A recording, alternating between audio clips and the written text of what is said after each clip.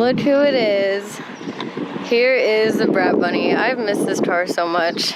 There are a few major things that we need to do before we get it back on the road consistently as a daily, but because I've been in Florida, I just haven't seen her, and I forgot how pretty she is. But we are at my shop working today, which I'm really happy about because I have not been able to work at my shop and have it in the past just with my cars being in other shops for major parts of the build, so I don't get to work here that often, and we're here today, so I'm really excited about that. And I got a squatter as well. This is someone's car. They're squatting here for a while, and he just is freaking out with not knowing what the tow is on my car. He's like shaking and can't stand not knowing, so there you go. He's gonna tow plate the car and figure it out because the alignment is definitely not great. Haven't ever officially gotten it done. You can't push the car. That's how much tow you have. I don't know. I think it's tow out, but you physically can't push the car because the tires are fighting you that much. It's a struggle. It's the Kumo grip drip. No. It's a struggle. So today we're gonna be prepping this car a little bit, going over it to get it tracked ready for tomorrow. I'm hoping nothing major comes up. We did have a few things where I had a fuel leak, which I already fixed with a cap on the cell in the back. And then today I definitely want to replace the power steering rack bushings because there are none on it right now. It's like shimmed with rubber from a coupler or something. So just a couple of things to make the car more drivable and enjoyable. And Adam's gonna be taking a look at the alignment to see how bad it is. This girl needs some TLC, so I'm hoping we can get it to a good point today to have fun at the track and send it tomorrow, but hey, guess what? We'll see. What? This is a record. I've never seen a car with this much tow out. Wait, what? You have 2 inches of tow out. No. 2 whole inches. No. Lies. That is absurd. Let me see. What is it? Look, front number 79, rear number's about 77. Dang. Well, we're gonna fix that, and then, I mean, you want to take some camber out as well, right? So I'm gonna raise it because and then we can take camber out, yeah. Well, when we raise it anyway, it'll naturally pull some camber out. If I take too much camber out, I don't know if your lowers are adjustable or if this has some sort of like upper adjustment point, but the problem will be if I took out camber, then you'd be crunching your pretty fenders. So I'm probably gonna try to just raise it a little bit and see where it lays. But yeah, it's got way too much front camber, but the tow out is what's hurting you the most. Yeah. Yeah, it's gonna feel like this is absurd. This car has never been the priority or the focus. It's kind of always been rushed together, thrown together, and brought to the track. And we haven't completely gone through the car since I've inherited it either. So there are many, many things that this thing needs, but the objective for today is just to get it more pleasant to drive so I can tag along when he brings the Evo to the track tomorrow. So we'll see how good we can make it and hopefully have a good day tomorrow. Okay, before we put the car on the lift, I did want to show you one major update with this car that I don't think is online yet. We ended up upgrading the OEM tank to his Aeromotive 15-gallon Stealth fuel cell. This is actually the one that was in the 3-rotor car when we brought it to SEMA. I've actually upgraded to the fuel-safe drift cell in the 3-rotor now, and I'm still using Aeromotive products. I'm just using their brushless 5-gallon pump for that. So I had this just laying around, and we were having some leaking issues with the stock tank in this one. So John at Entice Motorsports helped me throw this in. We only had to do a few custom bits here. We welded on some tabs. Eventually I do want to drop this, or I'd prefer that it's dropped, but a quick fix and upgrade for the car was just to throw it in on the top. We also ended up putting the fuel filter on the side here, so John just welded on these brackets that we had already had around the shop. So that is a huge upgrade, and we redid all the lines, which is awesome. I do have video from that, I just haven't put it out yet. I had all this stuff swapped over from the 3-rotor because we're not going to be able to use this fuel setup running E85 with how much that engine's in a pool. So I was able to put in my A1000 here, and it looks pretty good. I definitely think having the cell in there makes it look way more like a legit race car. So I think that's the only upgrade since then. Since I was at Entice Motorsports and Richie was around, Richie was having like a heart attack looking at the wiring of this car. And I will admit that is one of the things that I have not really touched since acquiring the car, and it really does need to be completely gone through for now, Richie just literally just from being around and looking at this, he decided to redo some of it. So shout out to him and thank you, because now we at least have this cool carbon fiber panel here, and at least a little bit of the wiring and the chassis is cleaned up. So this is cool. And up here we have where I put the Surface Go, so that's why something's missing here. It's actually on the floor over there, but I'm using the Microsoft Surface Go to basically just be like my gauge readout. So it connects directly to the ECU and I can see everything. Technically you can also tune on it as well, which is pretty cool. I'm gonna need to find some other mounting solution. I just rigged this up really quickly for now because we were rushing, like I feel like we always are.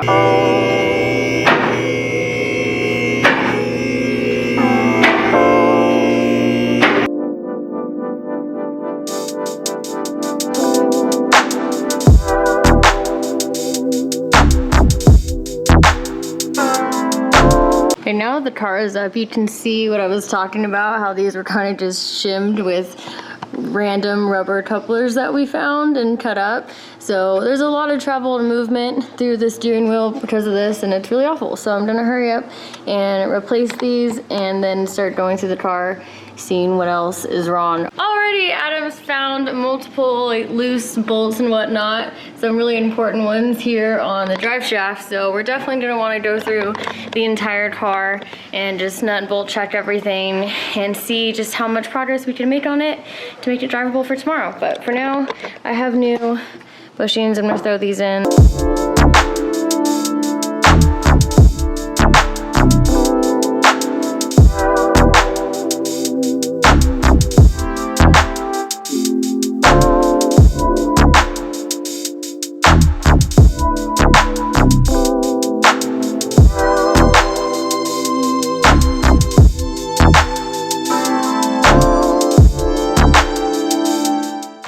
I just shut the garage door, so it's not as well lit, but I got the new bushings on. That should be a million times better. Everything tightened up, so the overall feel should be 10 times better. We're about to take Adam's car out really quick, test out the new shifter that he installed, and come right back and I'm sure find a million other things that we need to do for this car. But I'm excited. I'm excited to take the day and have this car on the lift. There is a oil leak that we also need to see where that's coming from. It's not a major one, but definitely something we want to check out. And yeah, it's cool to have a more chill day in the shop, especially working on this car, because this has never been a priority, especially with the 3-rotor and Brat Bunny. But I'm excited to make her a little bit better and have fun with the track tomorrow.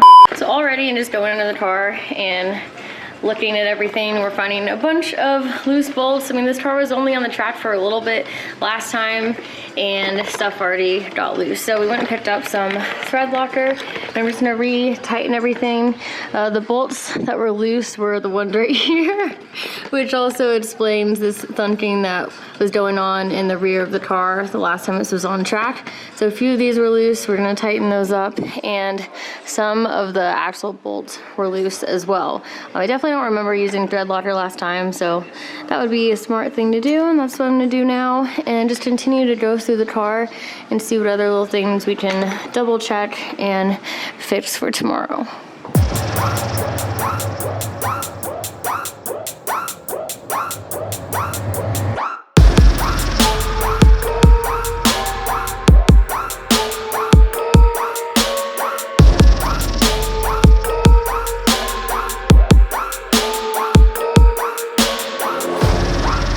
There was a lot more stuff than I thought that was loose, so that's not good, but it's fine now.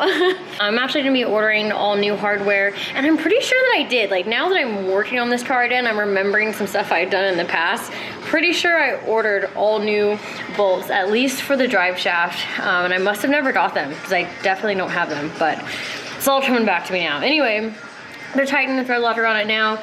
A lot of these are loose too, so I tightened those, and we'll definitely do better checking them at the track.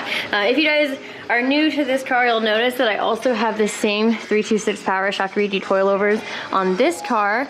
And these are the same that are on the 3-rotor car. So even getting the seat time I'm about to in this car, especially with Adam to help set this thing up, I'm really hoping some of this setup will transfer a little bit to the 3-rotor car to at least have like a starting baseline when we do test that car for the very first time. Obviously, they're gonna be night and day with the powertrain being completely different, but it'll at least give us a base. So one of the other things we're gonna be trying to find a solution for and fix today is our mysterious oil leak. The car has been sitting for quite a while, so there is really just oil everywhere. Ugh, it's really bad here, and I know cue all the rotary oil jokes, but look at this. Oil is everywhere. So, oh yeah, you can see on the fittings there, even up there on the sensor. It's everywhere, so it's gonna be really hard to try and track down if we have one oil leak or multiple. So the first thing I'm gonna do is clean everything up, and then we'll probably end up starting the car, leaving it on the lift, and wait and see if we can figure out where it's at. I'm hoping it's just, you know, maybe a fitting and that's loose and a simple solution. Because there wasn't a lot of oil. The reason why I'm not freaking out about it is because there wasn't a ton of oil on the ground when we moved the car a day or so ago. So I'm not really worried about it. And the last time the engine was run, like everything checked out on the ECU. So I don't think it's gonna be too big of a deal, but I'm definitely gonna clean everything up as best as I can because it's really dirty under here, and hopefully we can diagnose where the leak is coming from.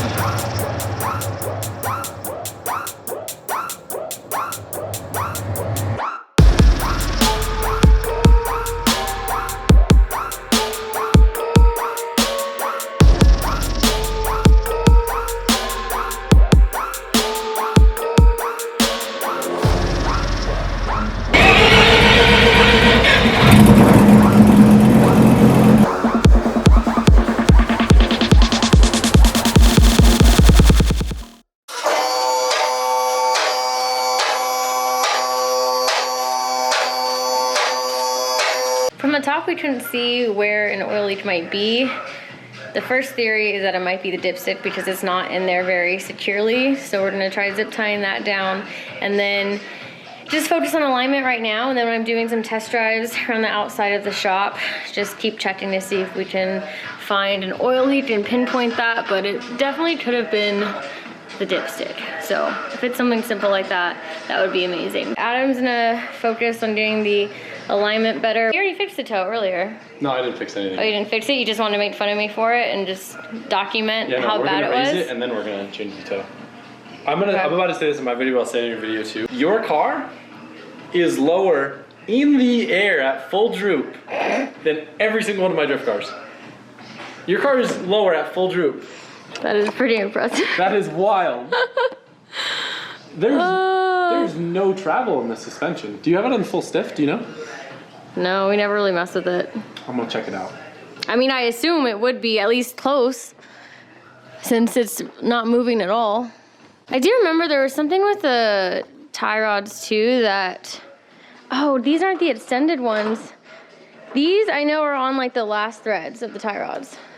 I got you, don't worry. Okay, well. That's good because it's two-toed out, so we're gonna thread them in. Okay. So that'll fix that.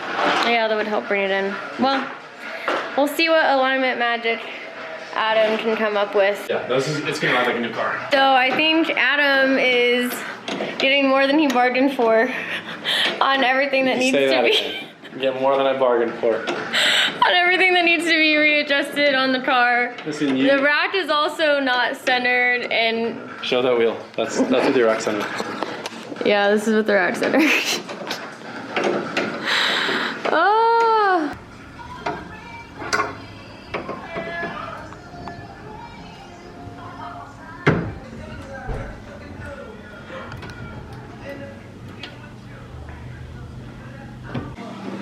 I'm gonna lower you down, see how it cambers, or see how much it can. Oh wait, first let's show that droop now. That was non-existent before. All right, let's see. Oh. Dude, what the heck? She's stiff, I guess. How stiff are these? She's stiff. Bro. Is that bad? Bro. I mean, I just would assume that on something so low you wouldn't need something so stiff. That's good because that means I can take some camber out of it. So it went from no clearance, basically, like slammed, to now at least a good inch. No more hot boy. Hey, thanks for making my car not suck. We don't know that yet. It could still suck. Well, thanks for making my car suck less. Yeah, I got you. Appreciate it. Do a little over half-inch taw right now. I'm basically just gonna align the rest.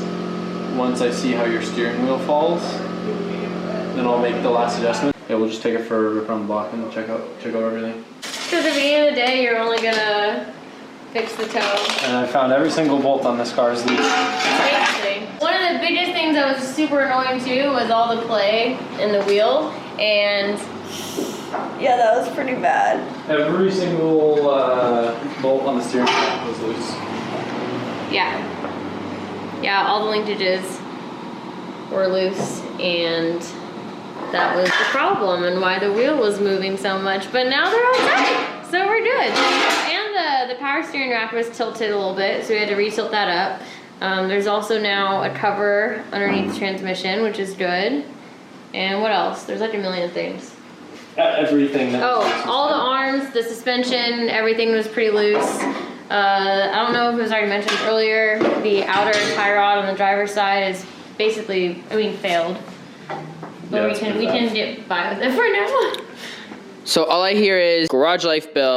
This car's stressing him out. The car has been pretty well gone through. We full checked everything. Adam still wants to play with the toe a little bit.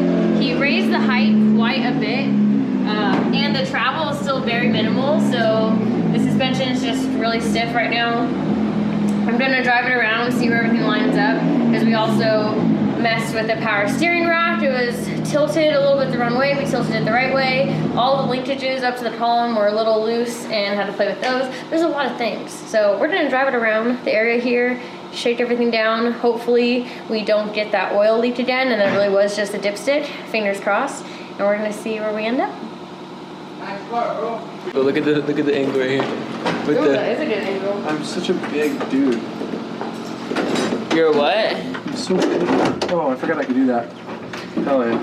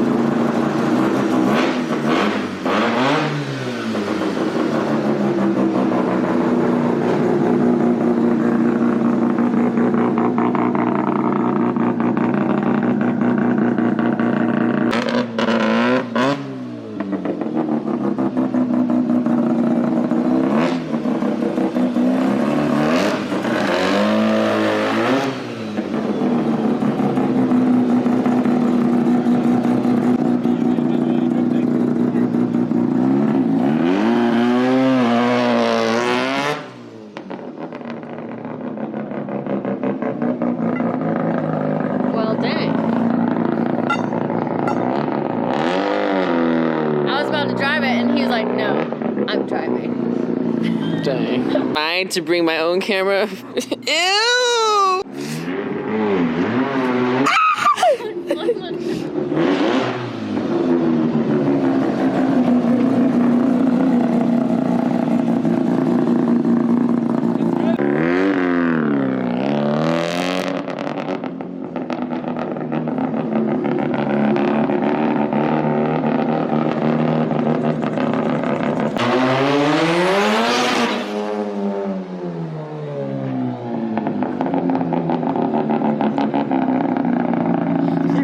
Pushes it.